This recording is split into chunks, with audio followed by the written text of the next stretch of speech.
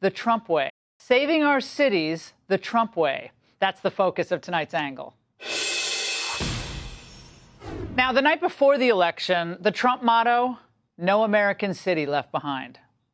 We will rebuild our cities, including our capital in Washington, D.C. We'll get rid of all the graffiti on those beautiful marble columns, and we'll clean it. And it'll be properly run, and we'll stop the death and shootings and muggings and everything. We'll make it a great capital, beautiful capital again. Yeah, homeless encampments, teen mobs, wilding across the city, drug use in public. And now another brutal attack, this time on someone who worked in the Trump administration. A former DOJ staffer named Edward Korestein, a.k.a. Big Balls, was savagely beaten by a pack of thugs just blocks from the Capitol. Now, this is not some bar fight. He and his significant other were being carjacked. It's a reminder that things are still very wrong in this city. And Trump, he's had enough. Are you considering taking over the D.C. police? Is that an option on the table? We're considering it, yeah, because the crime is ridiculous. We're going to do something about it. So whether you call it federalized or what, and that also includes the graffiti that you see, the papers all over the place, the roads that are in bad shape, the medians that are falling down, the median in between roads that's falling down. We're going to beautify the city. We're going to make it beautiful. And what a shame. The rate of crime, the rate of muggings, killings, and everything else, we're not going to let it. And that includes bringing in the National Guard. Well, does he sound like he's bluffing? Back in March, Trump signed his Make D.C. Safe and Beautiful Again executive order, laying the groundwork for what is now a national model for reclaiming our cities. Because let's be honest here, D.C. in many ways has become a disgrace. In 2023, D.C. had a homicide rate of 40 per 100,000 residents. It was the fifth worst of the 60 largest U.S. cities. And although in 2024 the murder rate dropped to 27.3 per 100,000, D.C. is still number 4 on the national homicide rankings list. And look, if the left got its way and D.C. became a state, it would have the highest homicide rate of any state in America, according to the CDC. So how did this get this bad? Well, here's how. Weak enforcement, radical prosecutors, and a city government that cared more about woke virtue signaling than actually enforcing the rule of law. Now, of course, the D.C. Attorney General, Brian Schwab, insists punishment isn't really the answer. We as a city and a community need to be much more focused on prevention and surrounding young people and their families with resources if we want to be safer in the long run. We cannot prosecute and arrest our way out of it. Yeah, well, it sounds like midnight basketball. Tell it to the city residents who are the victims of these crimes. And yes, property crimes are still crimes. Like the 12-year-old car thief, remember him, linked to 10 different car thefts, who kept getting arrested and released because, well, he's a minor. I'm as liberal as they come, but they need to lock him up at this point because they need to make an example out of him that he keeps thinking he can get away with this because there's no consequences. Yeah, well, the sick phenomenon is the result of horrible parenting, absentee fathers. But we can also blame ideological prosecutors and cowardly city councils. Because of them, we're seeing juveniles terrorize neighborhoods from D.C. to Dallas. And let's not forget the homeless tent cities scattered across urban landscapes, including D.C., and the hideous pro-Palestinian encampments that ruin the front of the iconic Union Station. That shouldn't be allowed. So is this really what Americans want the world to see as they enter the Capitol? Many politicians, of course, when they see all this, right, they hear about it, they just want to look the other way. But not Trump. He is not giving up on urban America. I love this, especially on our capital city. He knows that we can all make these cities great again. And believe it or not, he's found some common ground. Even Mayor Muriel Bowser has been working with the administration through the D.C. Safe and Beautiful Task Force, formed after that executive order I mentioned earlier. And this is not complicated stuff, but it took Trump to help get it done. They're ramping up arrests of illegals. They're increasing transit enforcement. They're cleaning up parks and monuments. And yes, homeless encampments. And the results? They're generally positive. Assaults with dangerous weapon are down 19% this year. Robberies down 39%. Homicides down, but still 98 dead so far. Now, that includes, by the way, a congressional intern killed by a stray bullet and a 1-year-old girl hit by 2 bullets meant for someone else. Lovely. But here's the point. Trump is showing a way forward. He's showing that cities can and should be saved, not abandoned. Any conservative who says abandon the city, let them all, collapse. No, that's not the answer. Reagan didn't think that. Neither does Trump. If local leaders, though, do not act, then yes, federal leverage may be the only solution. Trump knows that. Because what did Karen Bass do when the ICE riots tore through L.A.? Well, she sided with the rioters and resisted Trump. If immigration raids had not happened here, we would not have the disorder that went on last night. They need to leave, and they need to leave right now. Yeah, not the criminals, but ICE needs to leave. Or the National Guard needs to leave. Oh, that just got us more chaos, of course.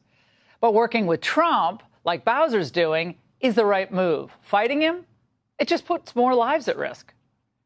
We are not going to allow our great cities, places of history, faith, culture, and community to be destroyed by mobs, by mismanagement, and bad ideology.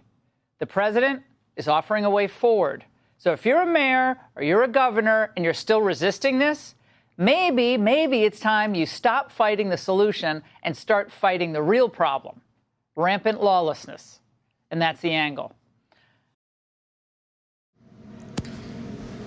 Shalom. First and foremost, I'd like to give all praises, honor, and glory unto Yahweh, Bahashem Yahushua, Bahashem Kakodash. Yahweh is the name of the Heavenly Father, who originally calls God. His name in Hebrew means He exists. And Yahushua is the name of His only begotten Son, who originally calls Jesus Christ. And His name in Hebrew means He is deliverer. And Bahashem is in the name of Kakodash, the Holy Spirit. I want to give double honors to the apostles and the elders of Great Millstone who rule well. Peace and blessings unto the sincere that's pushed forth in the truth. Throughout the four corners of the earth, I want to say shalom to you brothers to keep pushing, and a double shalom unto the Israelites that's looking like the other nations in the share with you. I want to say shalom to you brothers and sisters as well. My name is Dwar from GMS Line St. Louis Camp. And I'll come back at another video. And in this video, I'm entitled this Black Fatherlessness is turning DC into a war zone, ? Okay, and I got inspired to do this video from the elder head brother out there, well, up there in Chicago, regional camp head, Elder Malcolm. I want to say shalom to that elder. I wish my church could break it down. So he put out like a post, and it basically said that it inspired me to do a video. And yeah. And this is what's going on, martial law is literally happening right before our eyes. Okay. It says Trump threatens to bring in the National Guard. Okay. And their excuse is black fatherlessness is turning DC into a war zone. And the guy that actually put out the article is this guy right here, C.J. Pearson, which is a Jake.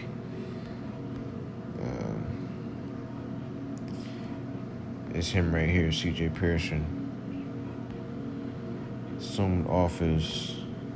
He was born Koreko Jaquan Pearson. So July 31st, 2022, so he aged 23. Right? But I just want to say, everybody can see that these YNs are a problem. Okay? The whole nigga culture, you can't even call it black culture, it's nigga culture. Nigga culture is a branch from from black culture. It's kind of like how America branched off from bricks. But yeah, man, this shit is pathetic, man. Okay, but you Edomites, you the ones that created black culture and nigga culture, because you pushed it all through the music. Who owns the music industry? Okay, who owns, I think it's what, NBC? Okay, because did not you jail Bill Cosby for trying to buy out NBC? Right, because you got these platforms to push the black American family or to push nigga culture, gang violence. Okay, through the music, through the television, through the social media, you own all this stuff. And then when our people get a hold to it, they run with it and make it their own culture, you know, and take it to the next level on top of it. So if you've done all these things, but yet, some way, somehow, you're the victim and we the bad guys, okay?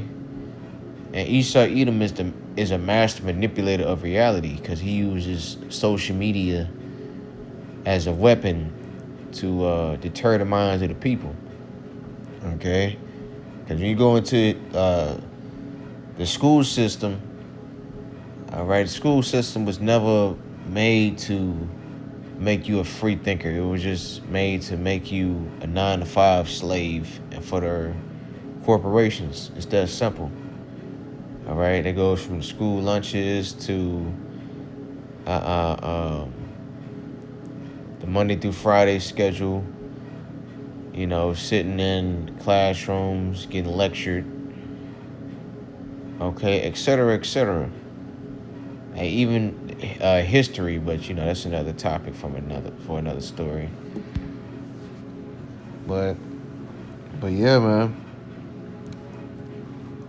So let's read a little bit of this article, and I'll pull some precepts and low witnesses edifying. And I'm not doing this video for any monetary gain.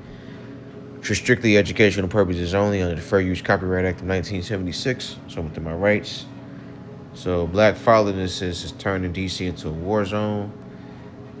It says, as a part-time D.C. resident, a young black man living in America, I'm not here to play nice. The time for that has long passed. Washington, D.C. is spiraling out of control, and it's not because of bad mayors, weak prosecutors, or woke policies. It's because too many black fathers in the black community have walked away from their responsibilities, and too many people in power are too cowardly to say it out loud. If you want to know why our nation's capital has become one of the most dangerous cities in America, start in the home. The reality is simple. When boys grow up without fathers, the streets raise them, and the streets are predictably doing a terrible job.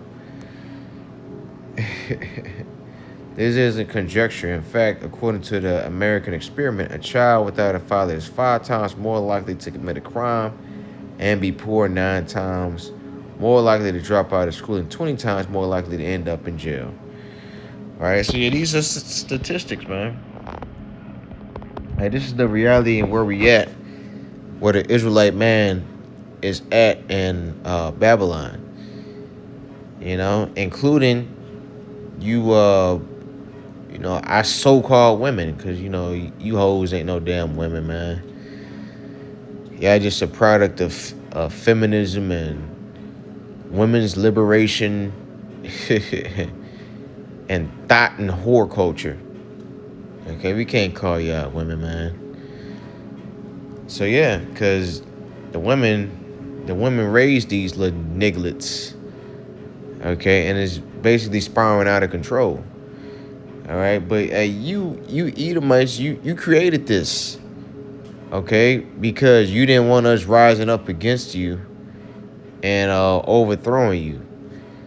So you created this type of these type of people to basically try to destroy themselves, but literally these people are destroying you in the process, because they said that person big balls, which you know it's crazy how you got somebody named that in the fucking White House, big balls. He was carjacked at gunpoint, you know, a few blocks from the White House.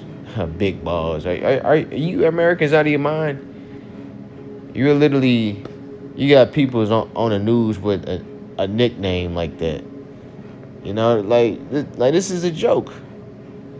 You know? Like, this is literally a joke.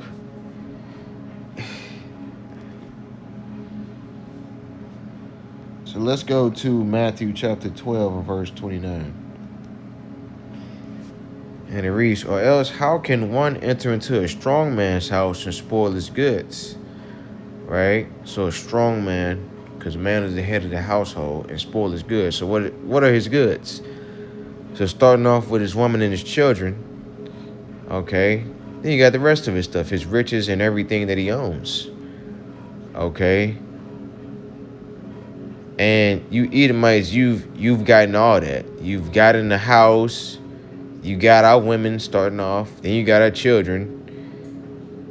And then you got all that. Then that means you have us. Then you got all our riches and our possessions. And now you got us. Okay?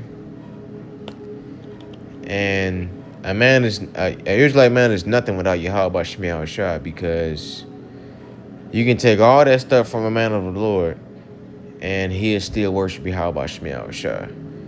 But all these other regular carnal men, you take all that stuff away from them, shit, they through. Okay? They through. And that's what Esau Edom did. And this is literally a law that was made. Okay, let's go into that. So it's called the man in the house rule. Was a welfare policy enforced in the 1960s that prevented adult males from living with the mothers and children receiving public assistance. It was a part of the aid to families with dependent children. So AFDC program was intended to discourage welfare dependency by presuming that any male present in the household would be providing financial support, thus making the family ineligible for benefits. Okay? So this is a law that you Edomites passed to keep the people out of the house.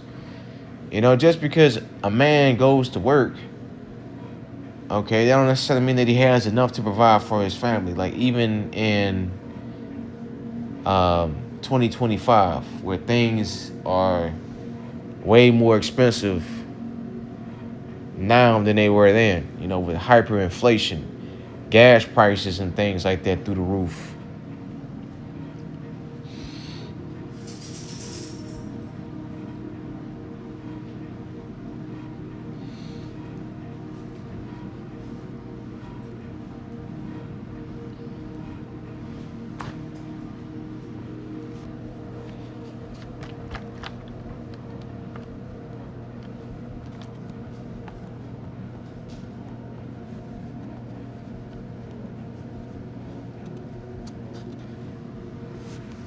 All right, so now let's go to the book of Deuteronomy chapter 28.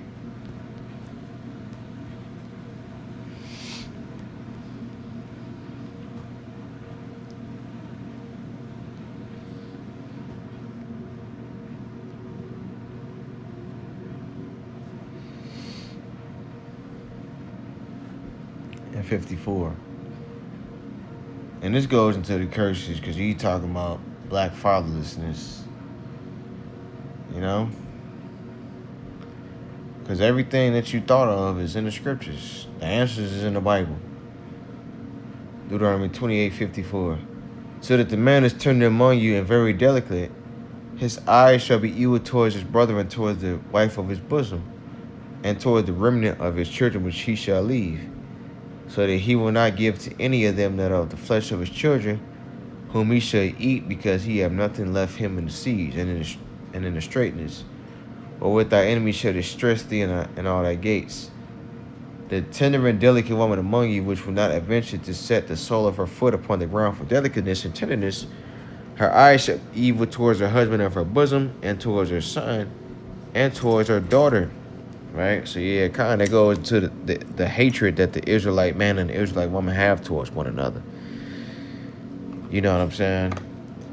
And this goes into the man leaving, you know, his children, basically for another man to raise, or a woman to raise those children herself, or for the system to raise their own children. Because Esau Edom knows what he's doing. You know, this is a calculated, destruction. You know, a controlled opposition towards the Israelite household. Okay, starting off with the man, because he is the structure of the black household.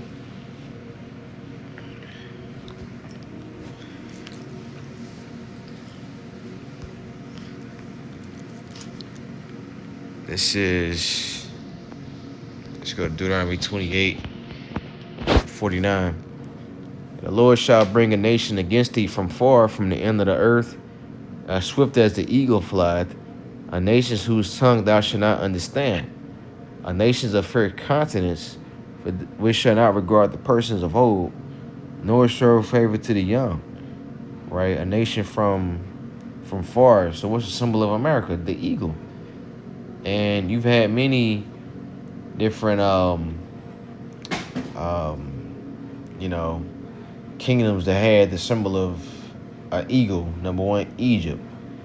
You had Babylon. You had ancient Rome. And now you got modern day America. That's why modern day America is called the virgin daughter of Babylon. Babylon means confusion. Okay. It says, verse 51, he shall not eat the fruit of thy cattle and the fruit of thy land until thou be destroyed. So like he shall eat the fruit of thy cattle and the fruit of thy land until thou be destroyed, which also shall not leave thee corn, wine, or oil, or the increase of thy kin, or the flocks of thy sheep, until he have destroyed thee. Right, and that goes into us not having anything. Because you just say, like, oh yeah, we don't have anything, blase, blase, blase. It's because you Israelites don't want to turn back to the Lord. The Lord made us naturally to prosper. Okay, because we had Black Wall Street and Rosewood and all those other black cities, and they were destroyed because Yahweh Shemiah Shah wasn't with that. Because you niggas would try to, you niggas would be committing adultery and worshiping white Jesus and Islam and all these other different false ideologies. And that pisses Yahweh Shemiah Shah off. Therefore, he ain't going to give you nothing. And the Lord gave you specific instructions on how to conduct yourself on earth. Niggas eating pork, having barbecue pork cookouts, thinking that, oh yeah, it don't matter about your religion, just as long as we stick together. It do matter about your religion, man. It do matter about your culture. Yes, it does. Okay? And if you're not worshiping Yahweh Shemiah Shai in truth and sincerity, then the Lord ain't with whatever that you are doing. Okay? The scripture talk about if the Lord build a house, if the Lord build a house, then it shall stand. If the Lord don't build it, it's built in vain. Okay?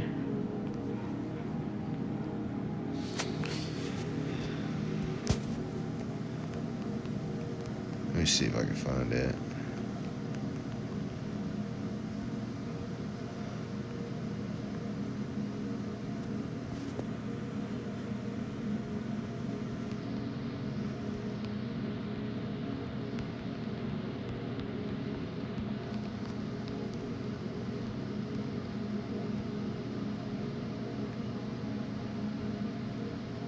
So Psalms 127.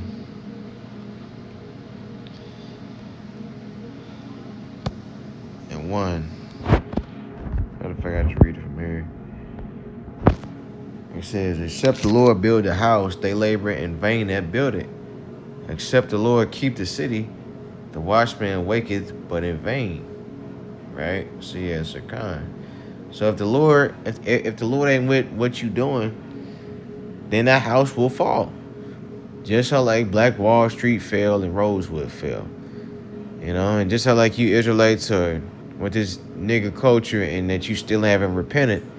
Because you have the prophets out there on the highways and the byways telling you what it is, telling you to stop sagging your pants and stop eating pork and stop putting tattoos on your body.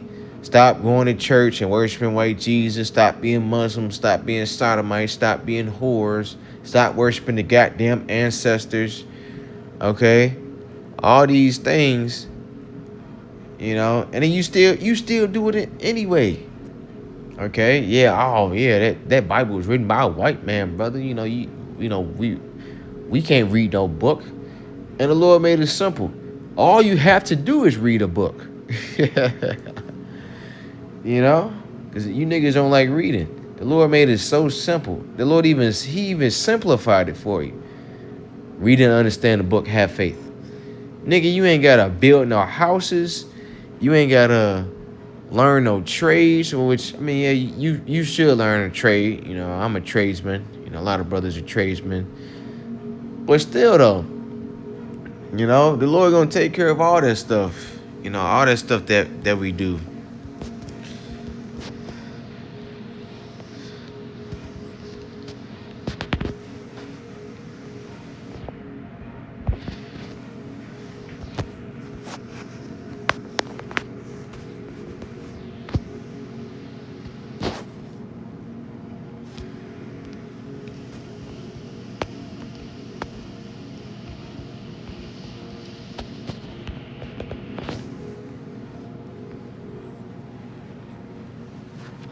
Book of Micah chapter 2 and verse 10, and it reads, Arise ye and depart, for this is not your rest, because it is polluted. It shall destroy you even with the sword of destruction. Right? So come. Skip down to verse 1, because this world is would destroy you, Israelite man. Okay, from the food, the water, working every day, the women, etc., man. Hey, these women are basically booby traps for the Israelite man, because the Israelite man love women. Micah 2 and 1. And they covet fields and take them by violence, and houses and take them away. So they oppress a man and his house, even a man and his heritage. All right? So you Edomites oppressing a man and his heritage. So here it is, you stripped that heritage away, and then you gave us black culture, black/nigga culture, and then you think that something good gonna come out of that? You know, you trying so hard to destroy us, and you end up destroying your damn self. You know? you Edomites are idiots. You know? And this shit is backfiring on you, and you don't know what to do. And so you Edomites are saying, oh yeah, we gotta just get rid of these YNs and stuff like that. When you the one that created them. You creating your own problem. You your own biggest enemy.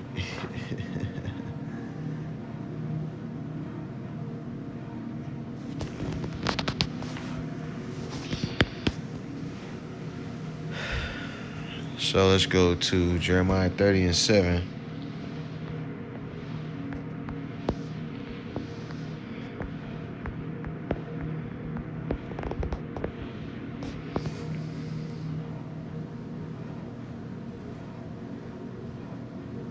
And it reads, Alas, for that day is great, so that none is like it. It is even the time of Jacob's trouble, but he shall be saved out of it. Right? He shall be saved out of it. The time of Jacob's trouble. Okay?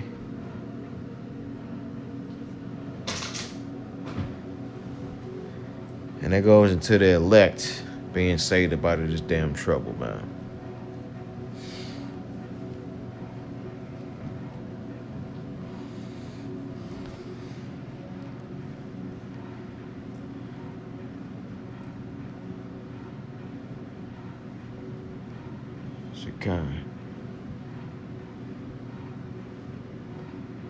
And the Lord gonna kill you 2/3, man.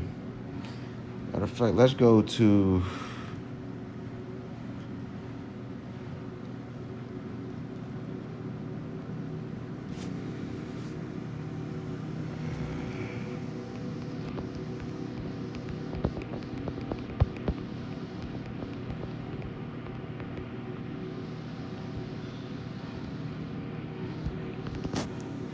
Trump to bring back.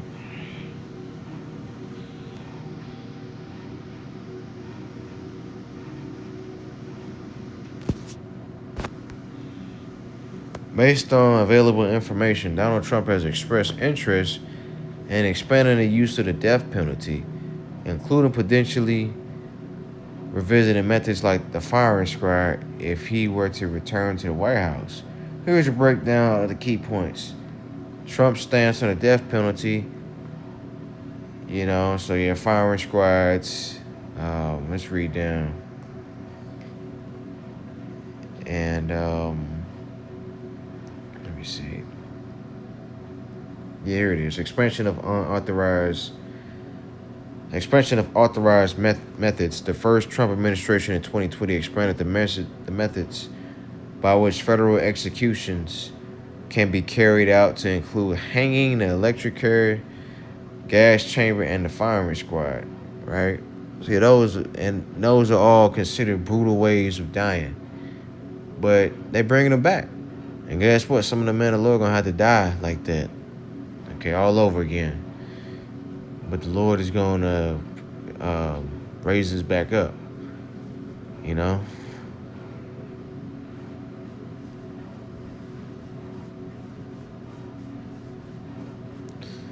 So come.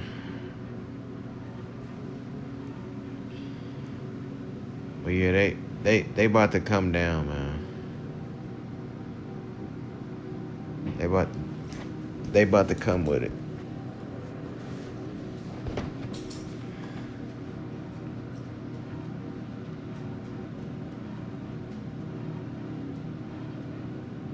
Let's go to Book of Revelation.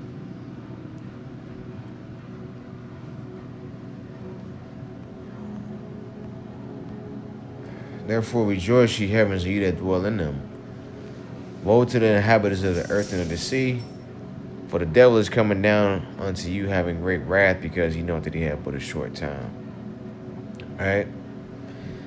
Because you know he had but a short time, man. And these Edomites know they had but a short time. So they about to bring the pain. Okay?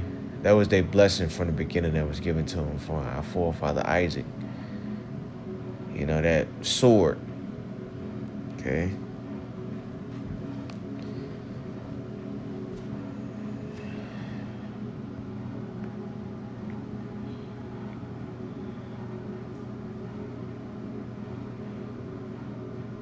Yeah, the Most High is doing this, man. The Most High is doing this because he has a problem with you Israelites that don't want to get down with the truth. Okay, Zechariah 13:8. And it shall come to pass that in all the lands of the Lord 2 parts therein shall be cut off and die, but the third shall be left therein. And I will bring the third part through the fire, and will refine them as silver is refined, and will try them as gold is tried. They shall call on my name, and I will hear them. I will say, it is my people, and they shall say, the Lord is my God. All right? So I want to give all praises, honor, and glory to Yahweh. By Hashem Yahushua, by Hashem Kakodash, Shalom in the Bible Ball.